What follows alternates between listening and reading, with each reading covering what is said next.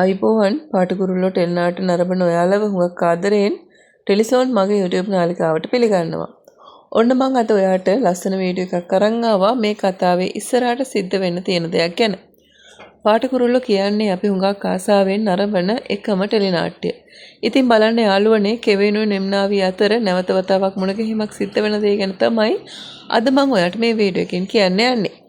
ඉතින් ඔයාට පුංචි මතක් කිරීමක් තියෙනවා වෙලාසනින්ම කරන්න. ඔයා මගේ මේ වීඩියෝ එක බලනවා නම් ඒකට කැමති නම් ලයික් එකක් දාලා කමෙන්ට් එකකුත් දාන්න.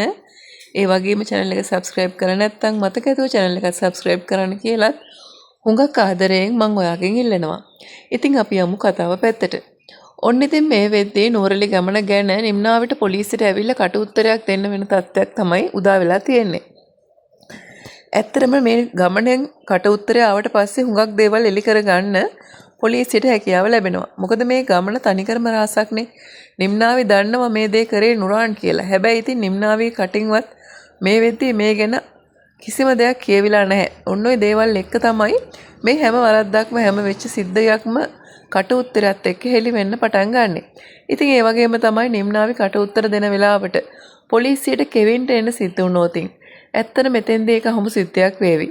මොකද මේ වෙලාවේ කෙවිනුත් පොලිසියෙන් අනිවාර්යයෙන්ම ගෙන්නන්න කතා කරන්න ඉඩකඩ තියෙනවා.